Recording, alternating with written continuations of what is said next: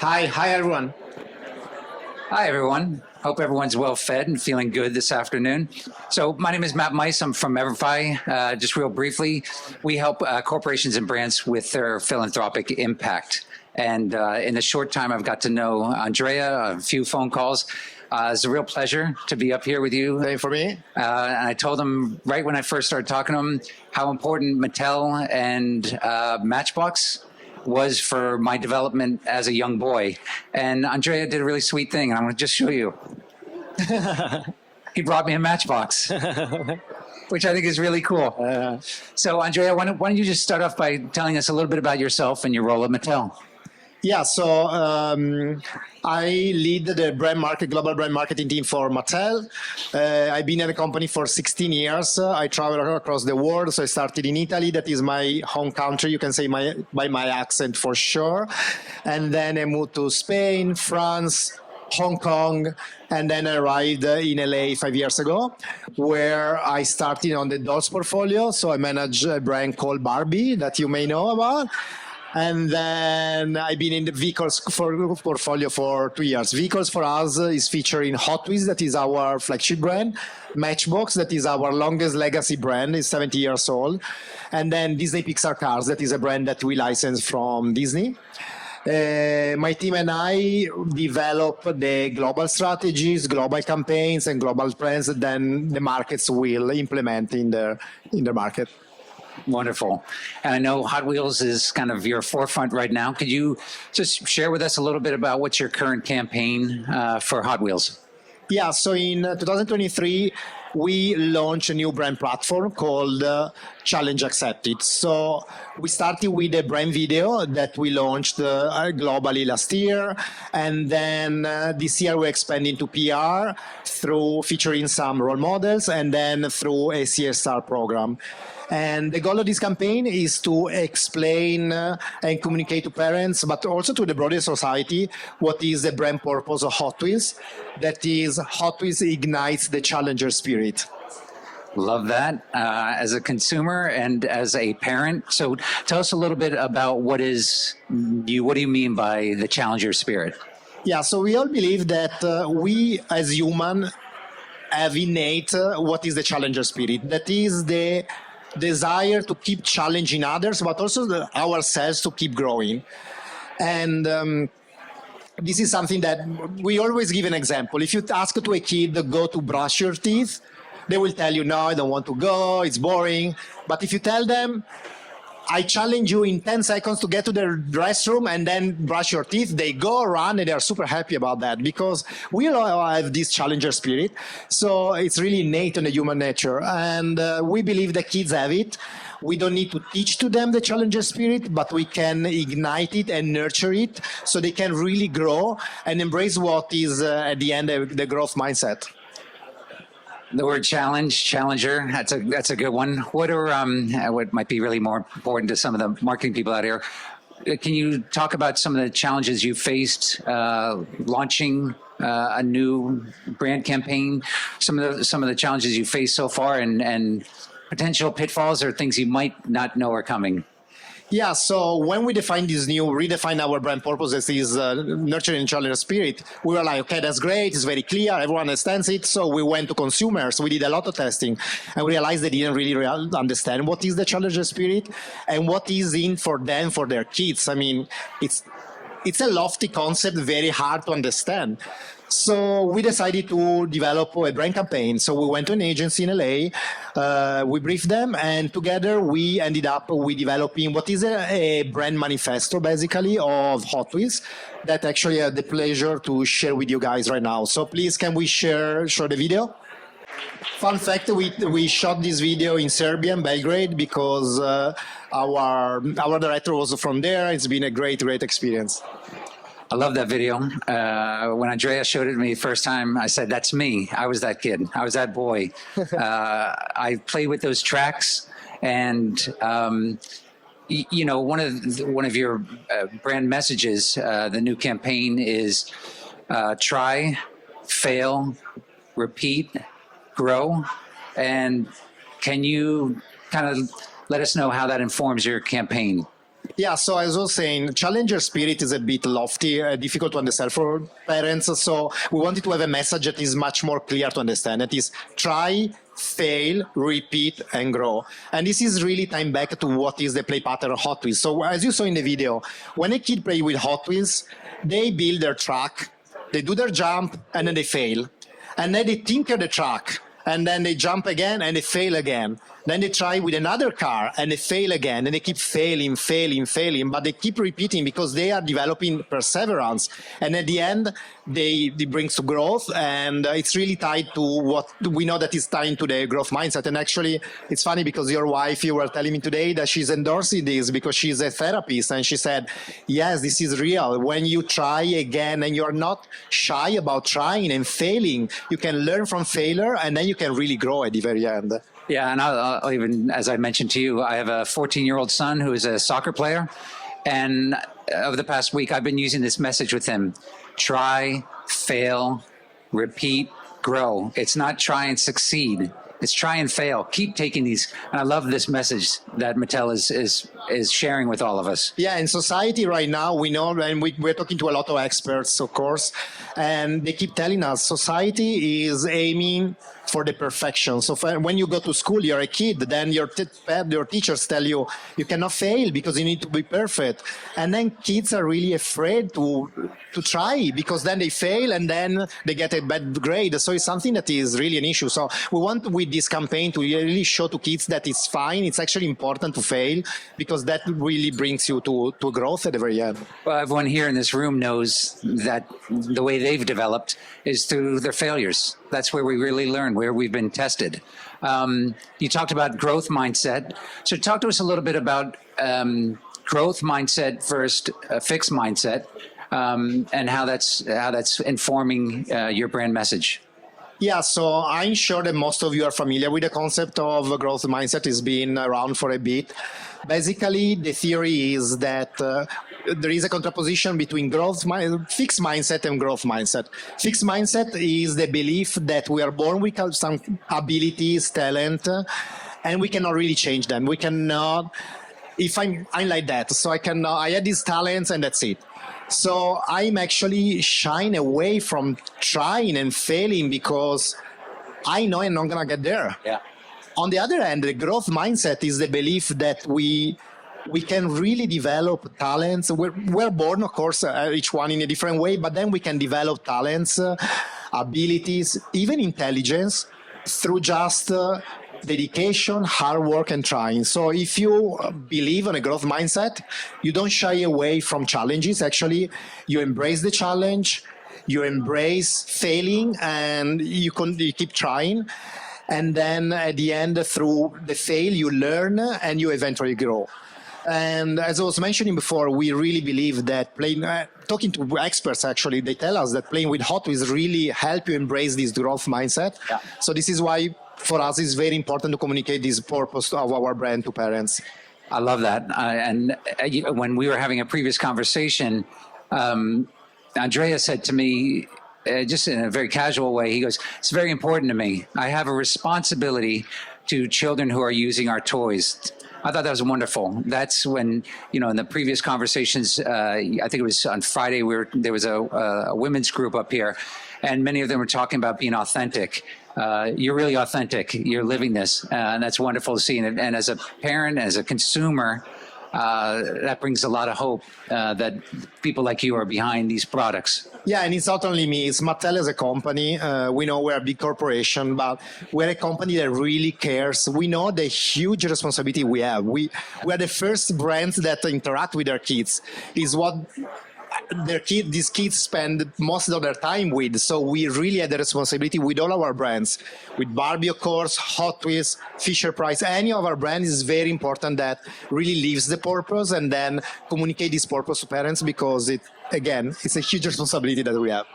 Yeah, so exciting news. Tell us about your new network, Netflix animated series, Hot Wheels Let's Race. Yeah, so we launched this Monday, actually last Monday. It's called Let's Race. It's an animated series in 3 seasons on Netflix. It's been a huge success at launch, more than even we were expecting probably. We were in the top 10 Netflix shows in 58 countries in the world. We were the number 3 new launch that day on Netflix. So it was a great success. And we know from anecdotes that kids from all over the world, they are watching it again and again and again.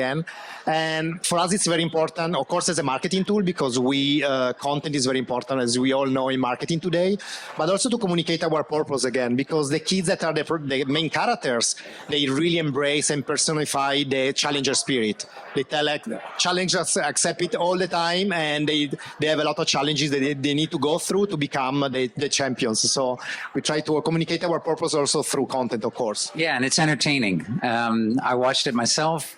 I was entertained watching the kids play, but very subtle in some aspects, the messaging, but it's very clear that it is about the challenger experience, the challenger spirit. And it's showing, when one of the boys is losing the race, to keep trying. It's saying this, repeating the same message over and over. It's a great series. Wish you continued success with that. Thank you. Let's ask you a couple quick questions, because you have a wonderful accent. I thought everyone would love to know where you're from. Sorry, I know sometimes it's hard to understand my accent, but I tried my best, but still, it's very strong. You're from Italy. Yeah, and clearly. And Mattel has brought you all over the world. What are some of the places that you've lived?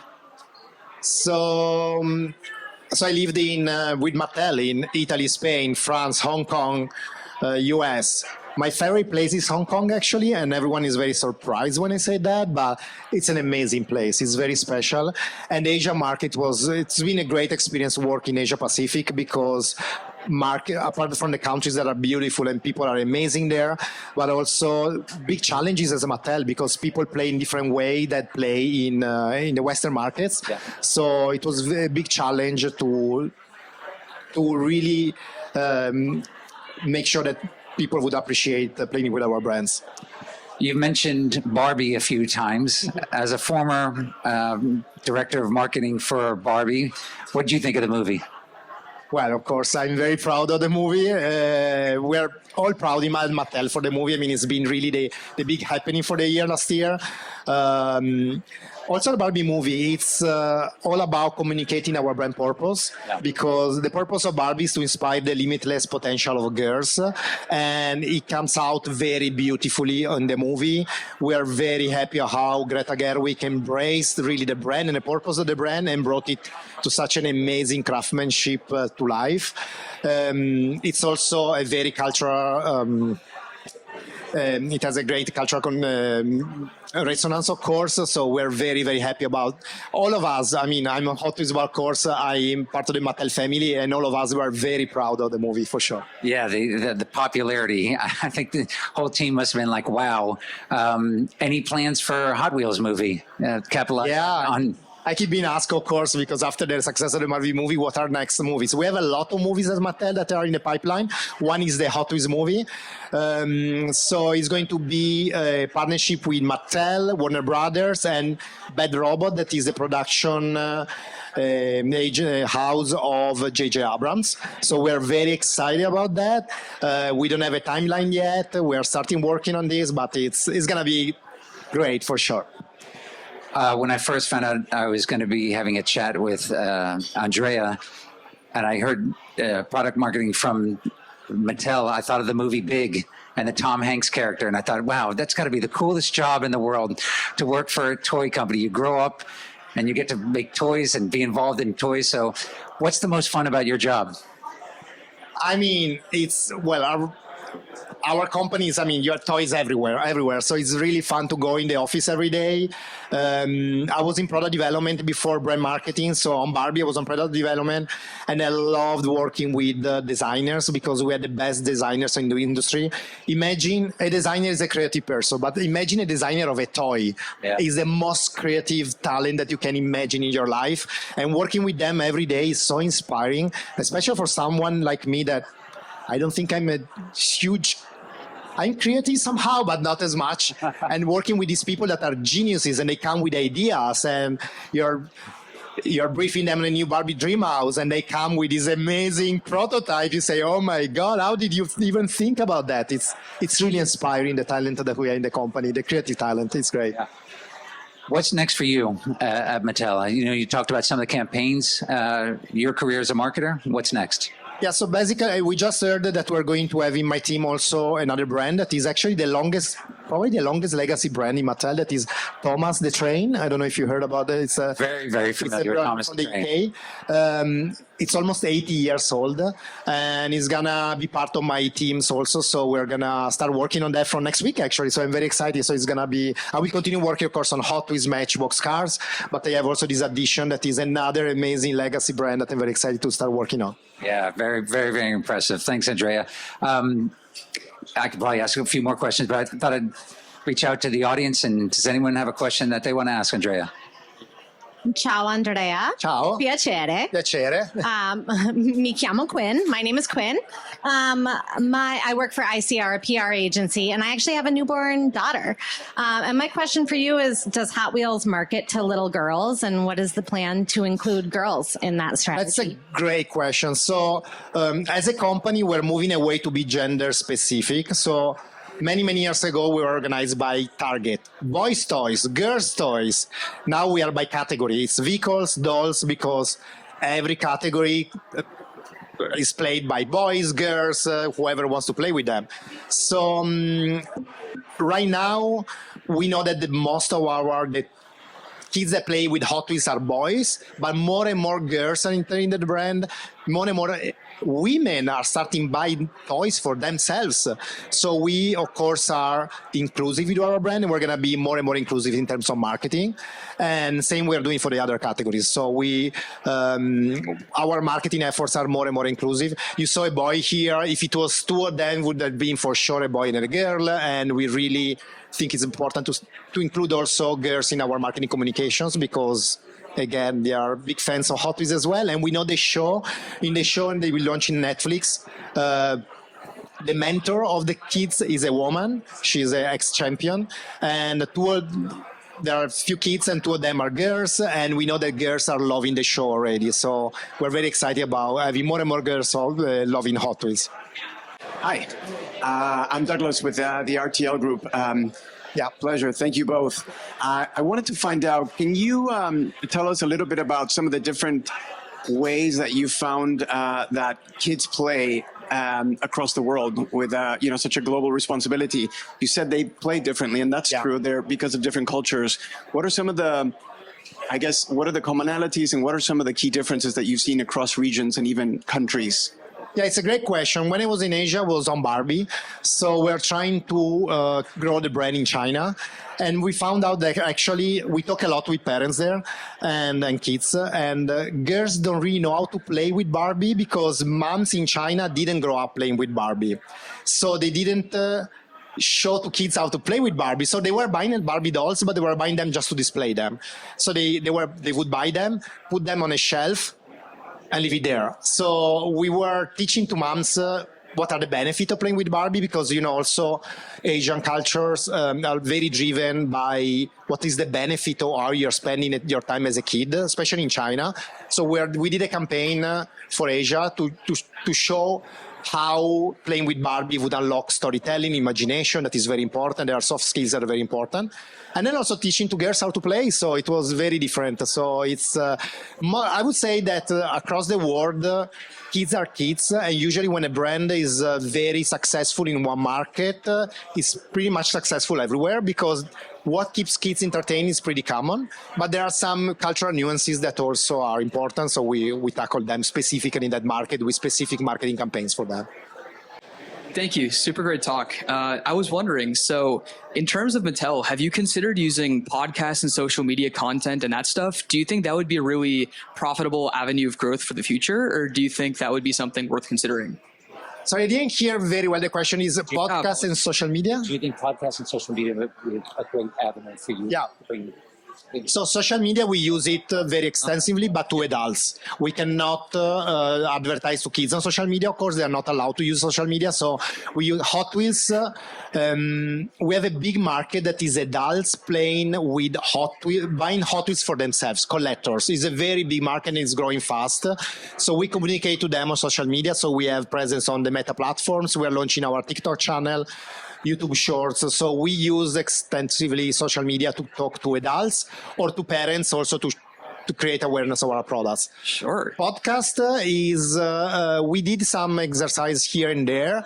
I think we're gonna work more on that in the future. Probably it's gonna be more a line of business for us because we are building franchises now that are that have different lines of business. So we don't only capitalize on toys. We capitalize on our IP for other streams of revenue, like content development, for example, as the Netflix series, the movie we're gonna launch. We are publishing. So podcasts could be part of the publishing strategy for us of growth for sure. Yeah. Hi, great talk. So I'm an executive producer in Los Angeles, constantly developing programming. Are there any of the Mattel brands that you think are ripe for its own show, or do you secretly hope that somebody creates a show around one of the untapped Mattel brands? Yeah, so great question. First of all, is that an untapped brand? My Hot Wheels, we had a TV show actually last summer in NBC. Universal it was called Hot Wheels Ultimate Challenge. So it was a talent show, kind of talent show where people would transform the car in the Hot Wheels version, and then the winner got the honor to be produced as a Hot Wheels car and sold around the world. So we did this show in NBC last summer. It was a great show. And then other brands, we have a library of tens and tens of brands that are in our library that have legacy and that are really untapped. So there are a lot of them. We have a Mattel TV team that works only on developing new shows for our brand. So we keep developing new and announcing also new shows and new series, animated series for all our brands. We have a lot of in our IP. For example, we have Rock and Sock'em. We have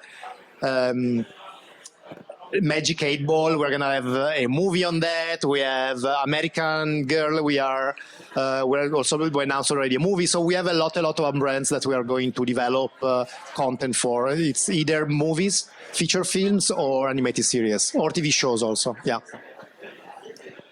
I have a question, but Matt, do you have any questions? I don't. Okay, so my question is that you've worked in so many international cities. So you land in Los Angeles. What's the biggest workplace cultural difference between the U.S. and some of the other international cities you've lived in? That's a great question. I always say that I love working in the US because I feel that people in the US have a positive attitude that is very refreshing. When you have a new project, everyone wants to do it because they want to do more, they want visibility, they want to grow fast in their career. So if I have a new project in my team, people raise their hands and say, I want to embrace it and want to go. While in other countries, in Europe, I need to say, even in my own country, people will tell you it's not part of my job, I'm a bit too much on my plate. So, there is a bit of a pushback that you never find in the US. It's really refreshing as a leader to have such a positive attitude in your team. So I really love working. I think in a workplace, the US is a great place. I have a question. I have another question. All right, I'm going to play the MC role here. So my question is, we have our partners they're part of our amazing community. They make this happen. You obviously get hit up all the time from solution providers. So my question for you is, can you give a little advice on if you were to connect with somebody for the first time, a vendor, a tech company, an agency that wants to get your attention, what are some of the things that you would recommend they do in their first communication with you? I think it's building a human connection.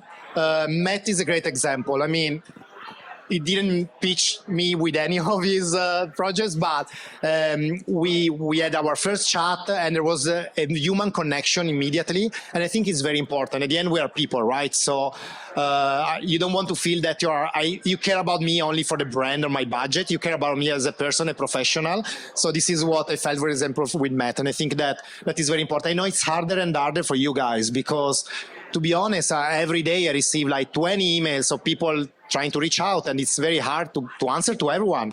So events like this, I think they're great because you can build this human connection, start talking, they understand what are your needs, and then they come with you with a solution, and it's great.